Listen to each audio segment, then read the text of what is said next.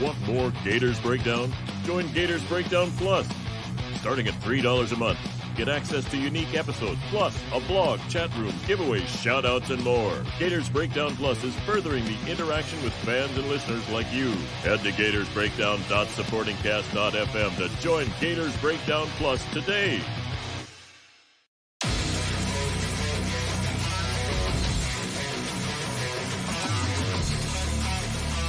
Gators Breakdown, because there's never a dull moment in Gator Nation.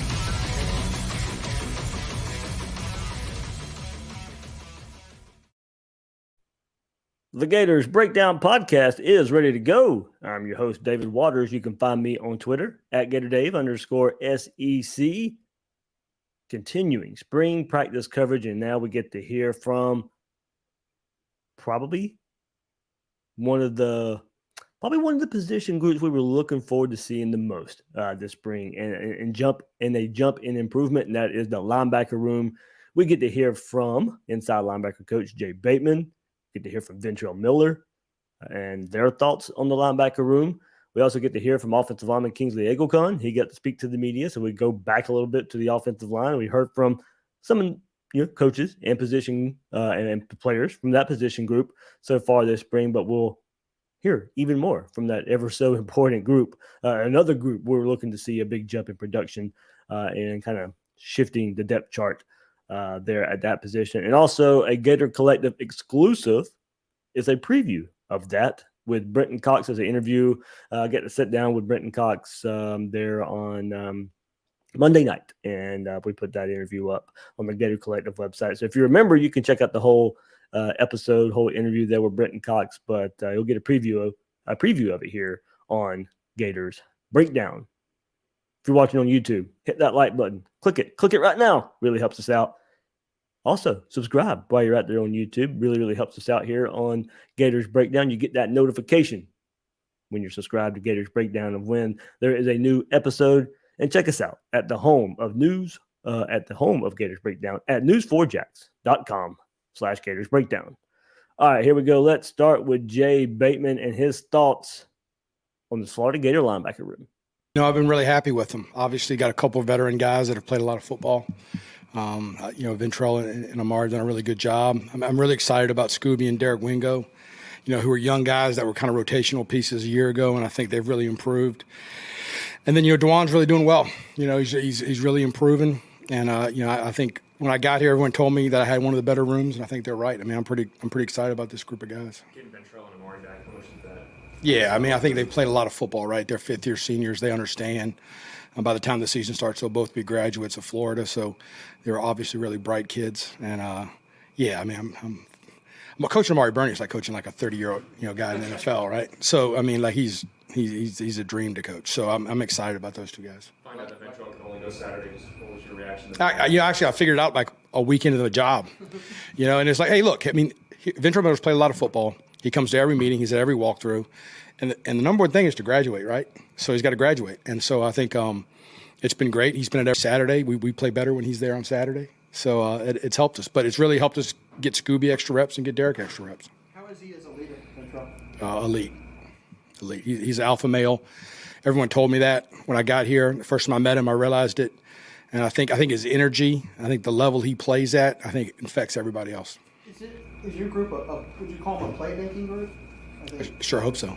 I think Patrick Toney's really, really bright. I think this is a defense where linebackers are going to be in position to make big plays, and I think they will make those plays when they're in those positions. I think I've got a room full of good players that can all play, so I feel very comfortable with the depth. Obviously, you want to have every soldier in the fight, right? So I think that's our goal, is to try to get all of them ready to battle, and I think they will. So I think our room's going to be great. We got a great freshman coming. Shamar James, who's really talented, who's been awesome, with my conversations with him. So I think that room is going to be a strength for us. Man, I hope so. I hope it's a strength for that defense. And I'll bring it up again. We talked about it, over a month or so ago, right around signing day. According to recruiting rankings, this is the best position on the field for the Gators as far as recruiting rankings go. It's time to live up to it. There's veteran players. You heard him mention Ventrell Miller and talk about how he is an elite leader. Talked about the experience of Amari Burney. Now, do we need to see some better play from Amari Burney? Absolutely. Do we want to see Ventrell Miller even take another step and become a more consistent player at that middle linebacker position? There's also young, very talented players that'll provide some depth, maybe even get on the field as a starter now. It's great to have the leadership of Ventrell Miller. We'll get to hear from him in the little time that he's practicing. He's still proving to be a leader, proving to be one of the best linebackers Florida has. Him missing practice doesn't seem to be hurting his production this spring. Every time he's on the field, I'm hearing he's making plays. But a blessing in disguise, maybe it's opening the door for some more players to step up, some younger players to step up. You Derek Wingo, you Scooby Williams. They're getting more reps, as you heard Bateman say, and getting the experience needed to fill in and play more. Adding Shamar James in the fall, and the room has a lot of talent, a lot of potential. A room that needs to play better, get better in so many areas. That recruiting profile is there. It's the most talented position on the roster. You got to play like it. You need to improve. Where does the room need to improve the most? Oh, we know where. And so does Coach Bateman. Yeah, I think it's tackling. I think when I got here and ran all the PFFs and looked at all the plays they had played in their career, that was something that jumped out at me. I think if you play linebacker in college football nowadays, like you have to be an elite tackler. And the great thing is we actually practice in such a way that we're able to work on that craft, which is unique. So I think that's the one thing that I'm hanging my hat on. We got to get better at. Were you surprised at all looking at those numbers? Because it was something we brought up all the time last year, just missed tackles. I don't know if I really looked at the numbers, Nick. I just kind of like, hey, look, this is when I watch the film, this jumps out at me. So it's been more of that kind of study. But certainly, if you want to have a good defense, you got to tackle, right? And the linebackers are the primary tacklers, so they have to be elite at it. And I think that's our challenge. Challenge for sure, but that is certainly music to our ears. An issue that's plagued this group, this position group, on this defense since Todd Grantham took over. It wasn't always terrible, but it was never at an acceptable level, and it ended up being terrible the last couple seasons. That's not Florida Gator defense. Not what we're used to seeing. Tackling was such a huge issue, a huge component of us saying that it's not Florida Gator defense. And there are things that go into that, right? Playing confident within the defense. We've heard too many times these players, the scheme, everything kind of confusing, way too much. Hard to play confident when you're not sure what you're doing. Playing with toughness and physicality, getting in the right position, taking the right angle, shedding blocks. All of that goes along with being able to finish a play. Finish a play by making a tackle. And look, I love that Bateman was blunt with the answer. Blunt about his top issue in the linebacker room because we all know it. It's no secret. You can't hide it. Like he said, numbers don't really matter all that much when you discuss the tackling issue Florida has. We all saw it. Game after game. Turn on and watch the film the last 4 seasons. Missed tackle after missed tackle. And not just the linebackers, of course. But as he said, that's the position group on defense that it needs to be elite. Your linebackers are your tackling machines. They lead your team in tackles. They cannot be bad at tackling. Glad to hear it's such a big emphasis this spring. And look, it's not going to be this quick fix. These 4 weeks of spring practice, it's not going to be fixed. Got to go in the fall, and then we'll see what happens in game time too. It's not just saying, hey, all right, I want to go tackle better. It's not that simple. It's a mentality that has to be instilled in this defense, this linebacker room. Starts this spring, continue in the fall. We'll see where it's at because Florida, we know game 1 and game 2, Florida's going to have to tackle. You're playing Utah, you're playing Kentucky, teams that will line up and want to run a physical brand of football at you. Florida will know right away where we know the coaching staff wants it, where the player's going to be. in improving that aspect of their game. It'll be interesting to see, but we'll get our answer pretty quick. Hopefully we see some in the spring game as well. I mean, Napier and that offense, they're going to want to run the ball. They're going to want to play a physical brand of football in the spring game as well. I'd love to see some tackling there. I'd love to see some big plays by the running backs at the same time. But when there is that one-on-one chance, or there's a chance to gain tackle from those linebackers and that defensive line, every level of the defense, but specifically for this episode right now, we're talking about the linebackers. So if there's that one-on-one with a running back, make the tackle. I want to see some tackles for loss. I want to see meeting a guy a yard, 2 yards down the field, and that's all that running back gets. So that's something we'll speak more on it next week, spring game week, about things we want to see. But there's a preview right there. I want to see some tackling. I want to see some good tackling. All right, besides Ventrell Miller, you heard Bateman go into detail about Miller. He was also asked about another player, in particular, fan favorite Dejuan Black. I think he's really got DB skills, right? I think he really has the skill set to go play star or go play in the secondary. But he was up as high as 230. He's probably not quite that right now, with the amount of reps he's been taking. But he's really long. He's got long arms. So I think he's got a lot of skills, and I think he's a really, really good pass rusher. So I think there's absolutely a role for him, and it's just I tell him every day, you've got to continue every day, every practice to increase what we feel comfortable with you doing and knowing. And I think as that happens, he's going to play more. Play more. That's what we want to see. Dejuan Black. And look, he probably be that pairing right there. Ventrell Miller, Dejuan Black. I like that pairing. Bateman also said they felt Black was going to be a linebacker as soon as they got to Gainesville. And there's been a lot of thought through the fan base. And when he was recruited and when he come from JUCO, like where would he line up? And we wondered ourselves so much last year where we would see Dejuan Black play. Would it be a safety? Would it be the nickel? Would it be linebacker? A lot of thought really of him playing that star position. But this staff doesn't seem to question at all what position he will be playing. That athletic versatility that he has seems to be paying off as we're hearing practice in and practice out that Black has been a playmaker at the will linebacker position, a turnover-making machine, causing turnovers, causing interceptions. Look, okay, that's the catch-22 about spring practice. Okay, well, that's a little hit on the quarterbacks at the same time, but you do want to hear at the same time that a linebacker like Dejuan Black, who we've just been eager to see get on the field, going out there and making some plays. A player we've been wanting to see get on the field. We've known his athleticism, all about just getting on the field. Look, he's got to do his part too. But now with this new coaching staff, look, he was really connected to that last coaching staff. We know the story. We know the links that Dan Mullen went to get Dejuan Black at the University of Florida, and he made it. He made it at the University of Florida. Didn't get to play so much last year, and now we'll see with this new staff, he can go in the field a bit more. But a remarkable story of his journey to Florida and now getting his chance.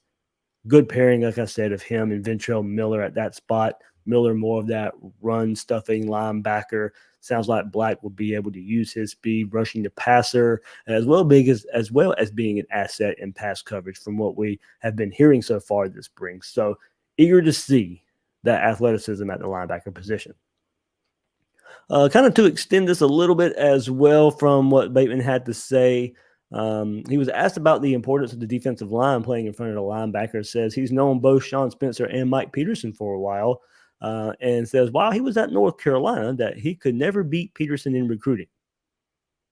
There you go. You like to hear that. So as guys, last week when Mike Peterson spoke to the media, and I'll let you guys know the connection I have a little bit there and the good things that I have heard so far about Peterson in recruiting. We'll see. Hopefully it pays off. But coming from a coach that used to recruit against him, some good words right there. He says the front four, Bateman says the front four has some elite players, but still searching for depth at those positions. So, of course, we got to get better play up front, too, to keep those linebackers a little more clean so they can go and make tackles without having to shed so many blocks. There'll be times where they just have to do that. They have to get better in that regard, but you hope they don't have to do it as much. And that's why I keep stressing defensive line up front and help finding Gervon Dexter some help up front there. All right, let's keep it going with the linebacker position and Ventrell Miller and his kind of journey this spring of being a student athlete, missing some practice this spring, him coming back as well, but really kind of dealing with that class schedule limiting his participation this spring. I'm a competitor, so I was a little bummed, but I'm trying to get my degree also, so it's both worlds, and I was coming back from injury, so make the most of what the reps I do get. What was the process like? I mean, I'm sure when you were recovering, was there a thought in your mind that you'd come back to Gainesville, or were you looking at the NFL, or when did you make up the decision? Later on, I feel like I had the opportunity, but I ain't feel right, leaving the board without finishing. I ain't feel right just leaving without having a good year to finish out with. So. How was last year with the injury, and walk us through sort of what you went through mentally? Definitely, it's always tough when you injured, but it was just a learning experience. Getting my rehab in, stuff like that. Where are you at as far as being all the way back? Feeling pretty good. I'm doing everything, so I'm feeling pretty good. My training staff done an excellent job preparing me, getting me right. So. What's your catch-up process like when you miss a practice Tuesday and Thursday? Who do you call? How do you review film? I definitely I take a look at the practice on film, but during walkthroughs and stuff, I'm definitely locked in trying to get my mental reps, so I'm not really missing out on too much. Until some of this young group of linebackers prove themselves, Florida needs Ventrell Miller. Florida needs Ventrell Miller out there at that linebacker position. We saw it last year too many times. His leadership, his skill set, his experience. Tyron Hopper transferred out. That left a big experience hole in this Florida linebacker position. Hopper gained a lot of experience last year and then decides to transfer. It's a good thing Miller's able to take some part in spring to give that room some experience to go along with the potential of other players out there. But like I said, it's been a kind of blessing in disguise that probably we may look at it different if we didn't hear that he's also performing well at the same time while he has a limited schedule. So with that, you do get the blessing in disguise of, okay, well, he's missing some time. Let's get some of those young linebackers even more experienced this spring.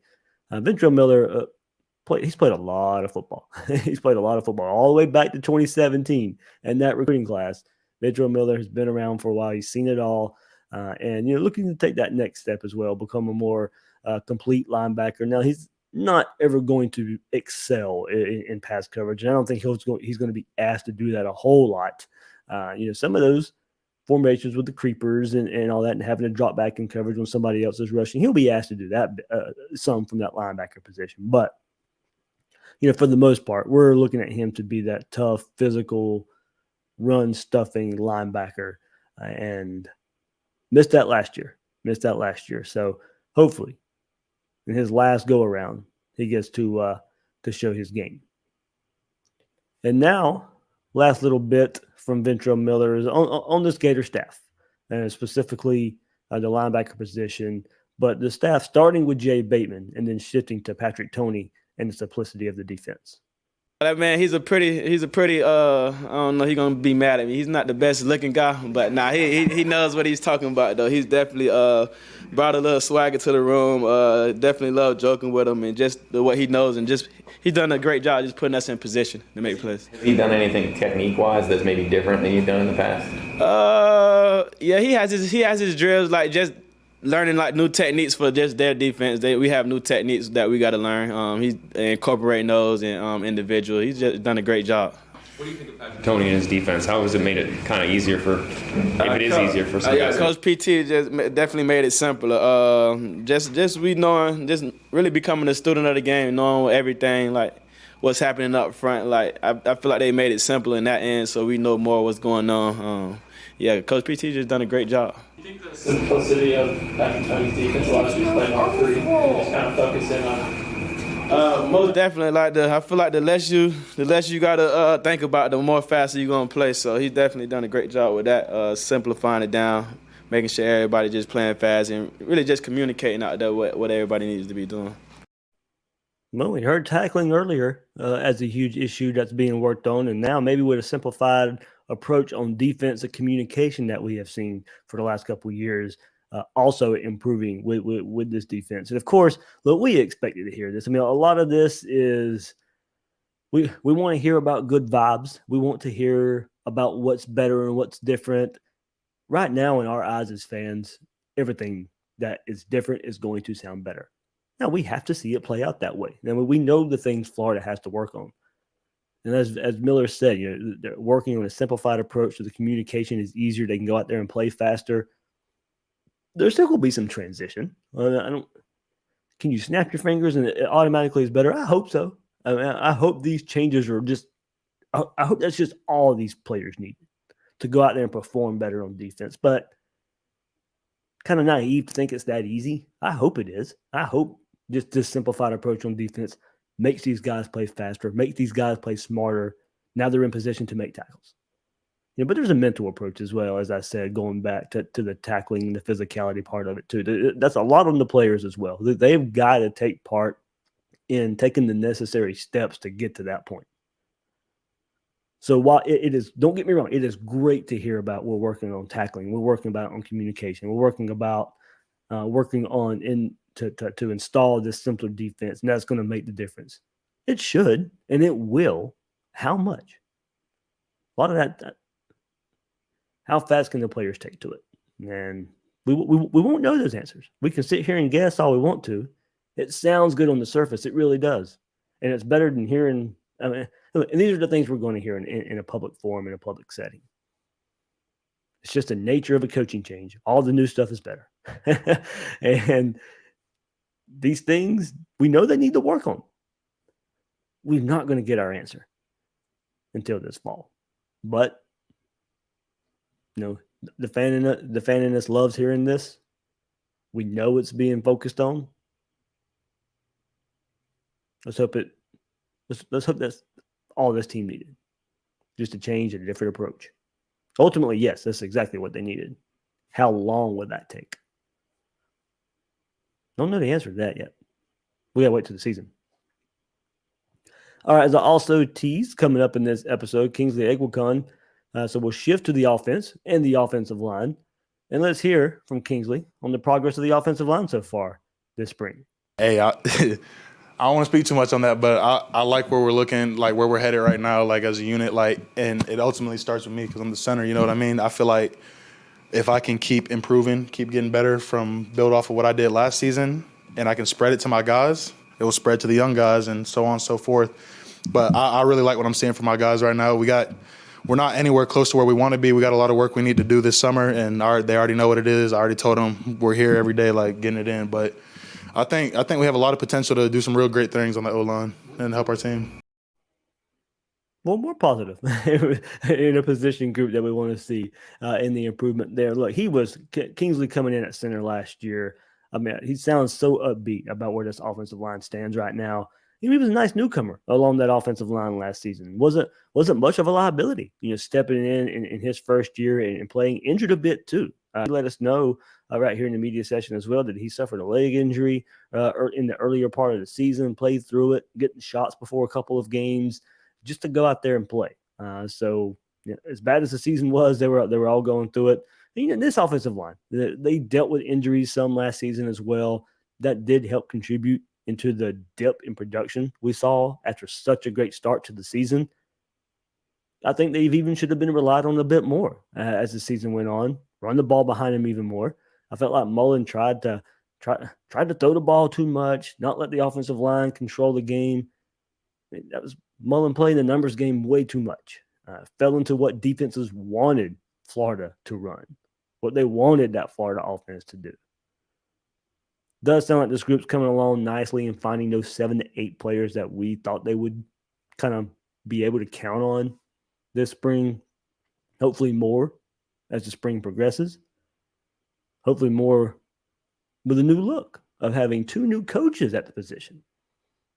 Rob Sale, Darnell Stapleton coaching these guys, even more assistants, graduate assistants out there helping coach this offensive line as well. Here's what Eguakun had to say on such a large staff. I think it divides the group in a good way. Like, it kind of gives us a chance to, get more reps in, get more work in. So, we're perfecting our craft and whatnot. And also, I think having those multiple coaches it kind of gives us a good plan, and like we have different resources to go to when it comes to, we need to learn the playbook, we need to watch film. Like I got a couple things I'm about to go watch film with Coach correct to get it right, so we don't have these mess ups. You know what I mean? But I enjoy having all the coaches. This is more resources for us to get better and honestly improve ourselves. Yep, that's what we want to see. Improvement there up front on the offensive line with this style of play, this physical style of play, Billy Napier's brand of football, Billy Napier's history as being a head coach the last 4 years at Louisiana, having a very, very strong offensive line. That's what we want to see at Florida too. And with what Florida has, these 7 to 8 players that we're hearing about, the starting 5 and a couple of depth pieces right now as well, along with that running game, with what Florida has in that running back room, we kind of expect maybe to see, at least initially, a lot of what we saw at Louisiana in style of play here with such a strong running attack. Now, hopefully Anthony Richardson can open up the offense with his potential at the quarterback position, but we're still going to see a lot. I mean, this running back room and this offensive line, if they can play to maybe where we think they can, it will open up the passing game. It'll make it easier for Anthony Richardson. It'll make it easier for those wide receivers, leaving a lot of one-on-one coverage. It's going to start up front. It's going to start up front with this offensive line. So hopefully having even more eyes on the offensive line position. I mean, Billy Napier said it in his opening press conference. Hey, the secondary has 2 different coaches. Why can't the offensive line? Coach the outside guys, coach the inside guys. I'm eager to see. It's worked so far on a lower level. Eager to see if that can translate to SEC play at Florida. All right, there we go. Caught up with some of the player media and players and coaches media availability this week. But also coming out this week, even more information about the orange and blue game. Finally get a spring game again. Remember, it has been moved from Saturday, April 16th to Thursday, April 14th, 7:30 p.m., of course. And here are some details. Figured I'd share them with you guys since there is a big change with it being on a Thursday night. The admission is free. Kickoff is set for 7:30. Gates open at 6 p.m. Gator Walk is scheduled for 5 o'clock. Swamp alumni and WWE superstar Titus O'Neil will set the tone as the team takes the field. And even more, all non-reserved parking on campus will be available at 3:30. So a little bit of time to tailgate if you want to go tailgate there. As non-reserved parking on campus will be available starting at 3:30. Free shuttle service from the parking garage. Parking garage 109 starting at 5:30. And what is the format of the spring game? Seems to be a little more competitive than what we've seen in the past. Team will split into 2 teams and will practice separately during the last week of spring camp. On game day, the teams will run out of separate tunnels using both the home and visiting locker rooms. Wonder how they're going to determine who comes out of the, what team gets to come out of the main tunnel at the Swamp. Those guys will feel even better about that than the other team running out of the visiting locker room. Game will feature 4 quarters, a 15-minute halftime, and a running clock with the exception of the last 4 minutes of each half. The clock will also stop for penalties, change of possession, and scores. Competition between the 2 teams will serve as a way for fans to experience a Gators game day at the Swamp. So there you go, your details for the orange and blue game. Ready for it. Still wish it was on Saturday, but be pretty cool. Hopefully all the recruits are in the building that Thursday for the spring game. Students stick around before they leave for the Easter holiday. So there we go. All right, to end this episode, my one-on-one with the Gator Collective. And that was an exclusive interview with Brenton Cox. I really enjoyed this one. Aside of Brenton Cox, we don't really get to see a whole lot. So head to the Gator Collective if you want to check out the full interview. But here's a preview. Here's a preview of that interview that you can get at the Gator Collective. Has it really hit you yet, man, that this is probably your last season, your last go around, your last year playing college football? Has it really hit you yet? I know the coaching changes and this is now just spring and all that, but has it hit you yet that this is probably your final go around? Yeah, I mean, it definitely hit me already. It hit me last year, to be honest. I thought I was gonna be going last year, but this year's the one. This the one for me. So I'm just ready to move on with it, get going with it. Get the season started, and take on my dreams, take on my accomplishments. Yeah, and to get there, to get to that point, you guys went on spring break.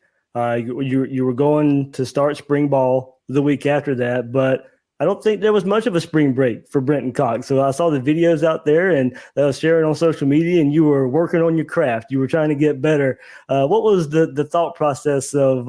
Did you first of all? I guess I'll ask the question: did you get any bit of a spring break? But what went behind at least working on during some of the spring break and working on your craft to try and become a better player? I'm a simple guy. A spring break to me, away from football, is just relaxing at home. So, it don't take much to please me. But at the end of the day, I did actually have a good time. We went to the beach. I took my dog to the beach when I wasn't working out. I worked out from probably, I would say, 8:30 to 2:30. So, it was tough, but that's what I signed up for. So that's what I wanted to do. Anything particular you were working on, or who you were working with during spring break to make sure you get your game ready for spring practice? Yeah, I was down there on Fort Myers Beach working with Nathan O'Neal. I was really working, like perfecting my moves, basically, because I was jack off trades. I can do a lot of things, but to me, I was a master of none. So perfecting a couple of moves that I can definitely go with, like on an every down basis, is what me and Nathan was really working on. All right, so if anyone knows you from last season, we go back a year ago, you were nowhere near 100% at any point of the season. There was a question out there if you would even play towards the beginning of the season. You were out there game one, giving it your all, and it would have been easy to use that as an excuse. But, you took ownership last week. You met with the media, you talked to the media, and you took ownership last week, admitted taking some plays off. Why did you feel the need to come out and take ownership of that aspect of your game last year? And, one more time, a refresher for everybody, how injured were you when you played last year? I don't really want to get into depth about like going into the season or how bad it was, but it was definitely late. It was late. I had the surgery late, so it was questionable whether I should play or not. Or should I sit this season out? But, knowing me, I wanted to give it all I had. I felt like I could still dominate at a high level, even though I was hurt. So, I just decided to go out there and give it a shot. But, as far as me not hustling and stuff like that, it's like you said, it's real easy to blame it on the injury. And I just felt like that wasn't the case. A lot of people are hurt. A lot of people have done it in worse situations than me. So I felt like, as me, as the man I am, I felt like I should have gave the game more than I did, even though I did everything on paper, like I gave it everything I got, but inside I felt like I could have did more. So there you go. Hear even more from Brenton Cox exclusively at thegatorscollective.com. You can scan the QR code there on the screen or click on the link in the description, but sign in. It'll be right there on your dashboard. And we go on to discuss his transfer from Georgia, other aspects of his game that he's working on, as well as working with Mike Peterson and Sean Spencer. I asked him about that too, because he'll have his hand in the dirt. So he'll be working with Sean Spencer as well. And even some personal stuff about his hobbies. And hey, he likes to cook. So hear even more about that from Brenton Cox exclusively on the Gator Collective, bringing you closer to your favorite players. One huge benefit of name, image, and likeness is opportunities like this. These interviews bringing you engagement like never before. It helps these players build their brand. Current players see this. Current players share this with recruits that are very interested in name, image, and likeness opportunities at the University of Florida and what Florida has to offer there. It has made a difference. It is making a difference. It needs to continue to make a difference. So if you want exclusive access to the type of interviews, player appearances, giveaways, and more big ticket items coming your way, then commit to the Gator Collective. One more time, link is in the description, or if you're watching, you can scan that QR code right there. I know some of the things they're working on and that they're trying to give back to the fans that have joined. Pretty unique experiences coming up through the Gator Collective. One more time, thanks to Brenton Cox for giving us that opportunity to hear his story, get to know him a bit more. All right, that'll do it for this episode of Gators Breakdown. I am your host, David Waters. You can find me on Twitter at GatorDave_SEC. Guys and girls out there, thanks for listening to this episode of Gators Breakdown.